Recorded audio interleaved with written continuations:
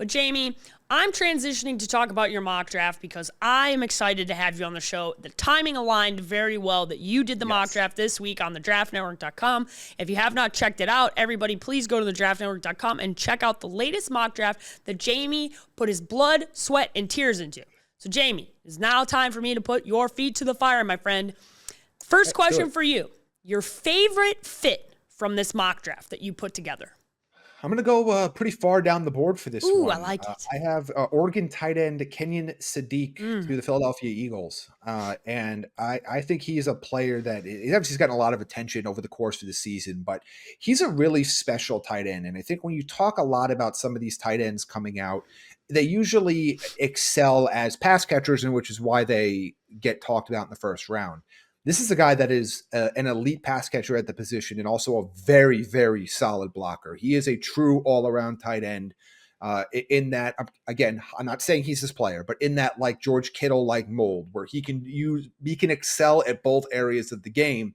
And we talked a little bit on our last show about some of the Eagles' offensive issues. One of the things when the Eagles were really clicking at points last year was there was a heavy usage of Dallas Goedert, and they elected not to sign him to a long-term deal. He's a pending free agent after the season, and that's a hole they're going to have to fill. And if Kenyon Sadiq falls that far, which he might, because not every team feels comfortable taking tight ends in the first round, he is somebody that I would be very interested in because not only can he be an instant weapon for Jalen Hurts in the passing game, he can continue to be an extension of what is a very strong offensive line to help Saquon Barkley and Jalen Hurts and others. He can be a complete piece inside that Philadelphia offense. I know a lot of people want them to add another corner, add some other pieces on defense. And again, I'd be fine with that as well. But this is a truly special piece that I think can unlock a different element of the offense. For as good as Dallas Goedert is, from a talent perspective, Kenyon Sadiq is a more highly talented player. And I think he might even be a better run blocker as well. So I would be really excited to see that fit in Philadelphia.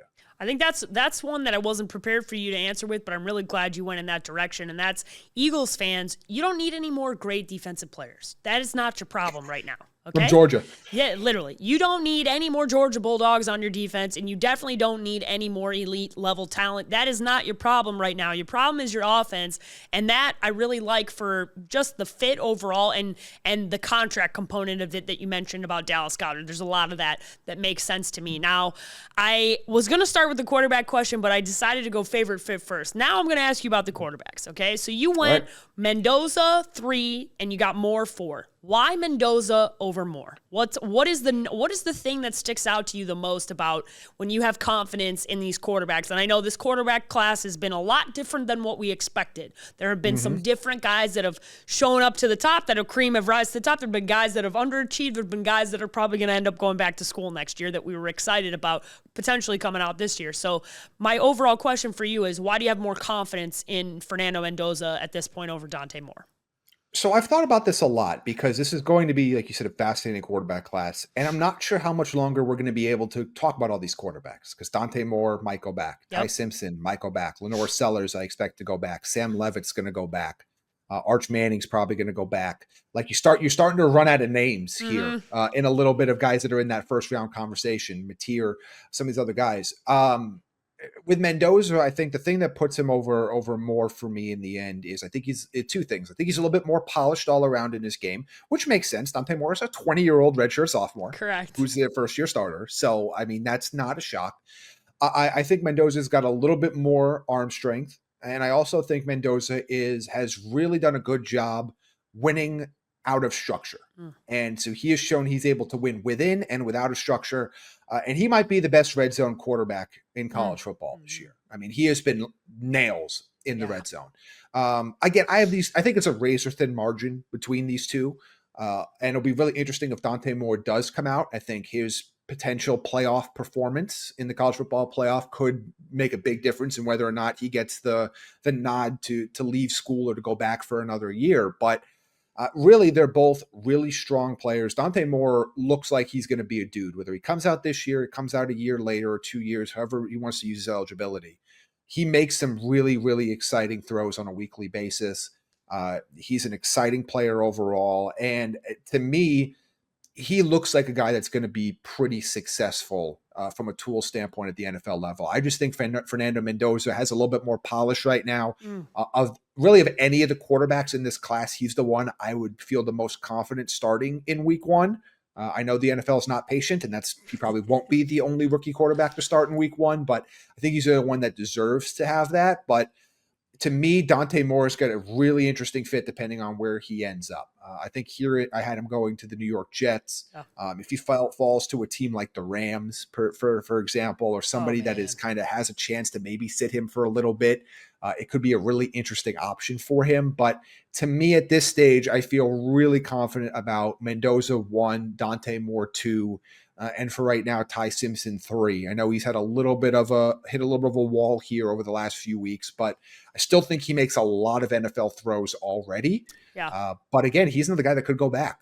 It would not be a shock if he goes back. He's a redshirt junior, I believe, but this is his first year starting for Kalen DeBoer in that team. So we might have, and this goes back to the Jameis Winston conversation. For those of you that haven't watched that video yet, go watch the Jameis Winston conversation. Somebody's going to get left out. Yeah, because 100%. there's a legitimate chance that we're sitting here in April and there's one first-round quarterback. Crazy. And it's Fernando Mendoza. Crazy. Yeah. Because if Simpson and Moore don't come out, are you taking? I mean, there's other guys I like, but maybe they also might not come out. Maybe Darian Mensah. But is he coming out? Yeah, we're not sure. Is Jade Mayava coming out? Yeah, no, I know. The guys that we all really like, we don't have guarantees that they're coming out. I know. This could get really interesting where there might literally be Mendoza and nobody else that you – now, there are guys like – I could see guys like Brendan Sorsby, getting some push, and he can be the guy that really could benefit. If those guys go back, Sorsby might end up being a first rounder. He better hope and pray.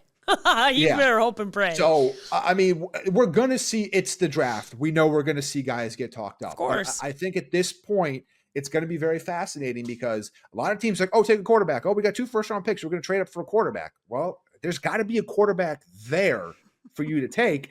So there are going to be teams that are going to say, should we trade for Mac Jones? Should we trade for Kyler Murray? Should we sign Jameis Winston? Should we sign Malik Willis? Should we – another guy that somebody might take a chance on that we've all forgotten about, Will Levis. Yeah. High second-round pick out for the year. He ain't coming back to Tennessee. No. There might be some teams that are in the quarterback hunt right now. Like we talked about Pittsburgh, where you're picking, you're not going to get a quarterback there this year. No So chance. It's going to be really interesting to see how this plays out. But yeah, for now, I feel confident in those top 3 as we're talking now. Mendoza 1, Moore 2, Simpson 3, and hopefully we'll see how many of these guys come out. We will see. We will see when we get to Pittsburgh in late April, when we get to the 2026 NFL draft. Jamie, this is my last one here on your mock draft. And again, if you have not seen Jamie's mock draft, please check it out on thedraftnetwork.com. It is the most recent mock draft, and it's a fun one without a quarterback going number 1 overall or number 2 overall, which is very fun. Very, very fun. I like when we shake things up and defense gets to go early on, because there's a lot of great players coming out of this draft class that are not quarterbacks. But what was the toughest pick for you to make? Toughest pick for me to make, I think it was the Rams pick, and the first Rams pick, and that's the one they got from Atlanta when the Falcons traded up and back into the first round in April to draft James Pierce Jr., who overpay, but he's having a really nice year, by the way. The rookies in Atlanta's defense are having really nice seasons. But for the Rams, why I say it's tough is because what is Matthew Stafford's long-term future? We both got here on the show yesterday and talked about Matthew Stafford being the MVP, leading a team that we feel should be the Super Bowl favorites right now. It's also a guy that has contemplated retirement before. It's also a guy in the preseason that they were worried about a chronic back issue cropping up and whether or not he was going to be long-term. There's also a guy that was almost a New York Giant in February. Crazy. Like all of these things you have to think about. What is the succession plan in Los Angeles for Matthew Stafford? Because I'll tell you what, one thing they're not going to do out there, they ain't going to do a full rebuild. No. So they're going to try to find an option that either bridges them to another young quarterback or get the young quarterback in as soon as possible. If they're picking right now, that pick is the 11th pick. If they're picking there, then it's a case of if some of these quarterbacks don't come out, who do they take? They have a needed right tackle that they need to have.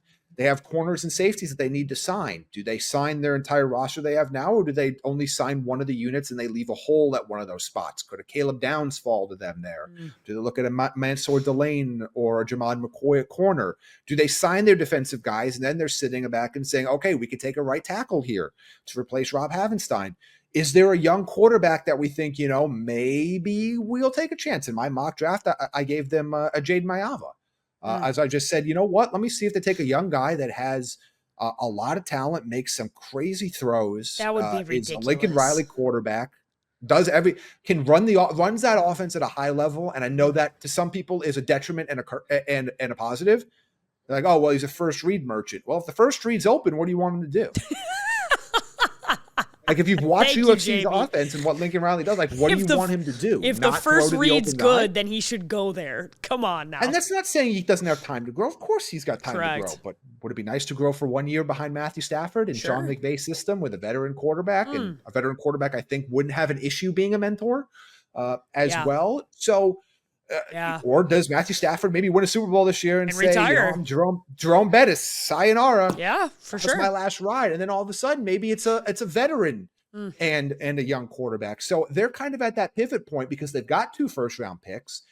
Maybe they like to move up, and maybe they're in a spot where somebody is falling, and they're going to say, hey, we'll call the Titans, we'll call the Giants, we'll call the Saints, and we'll try to move up with our couple first-round picks and say, we're going to transition right from Stafford to somebody else. So it's kind of figuring out what they want to do. They're also a team that has been flirting with all these top tight ends for 2 drafts now and hasn't taken one. Could they say, we think Kenyon Sadiq can be a game changer in our offense along with Puka Nacua and Devontae Adams and say, you know what, we'll figure out the quarterback thing, or Stafford's going to come back for 1 more year and we're just going to take this dynamic piece that can help us in all elements. So they're in a really fascinating spot because they are such a good team with few but very specific needs and also an opening for that long-term quarterback spot. So I think they're always a really tough team to kind of figure out. I usually end up going quarterback and tackle because I feel good about it, but there are a lot of different positions that they can go, and a lot of it's going to depend on what they do with their own guys in-house in March before we get to the draft. Yeah, it's I love where you went here because the Rams are such a fun organization to watch in how they've structurally built their team, how they went all in, and then you have the Aaron Donald retirement that was a little bit earlier than maybe most expected, and then you are able to flip this defense because you're drafting so incredibly well. And Les Snead is, I can't say enough, tip of the cap to Les Snead and everything that he's been able to do. Him and Sean McVay have an excellent relationship, and I think there's a 50-50 shot of what you said, that if Matthew Stafford, if they go out, he wins an MVP, they win a Super Bowl, that he might ride off into the sunset. I think that is a real possibility. I think the other part is he maybe tries to run it back 1 more year, and man, having Stafford as a mentor is probably one of the best situations you could have as a young man, to then have Sean McVay also. I would love to be in those quarterback meetings. I definitely know I would enjoy, and everybody would learn a whole lot.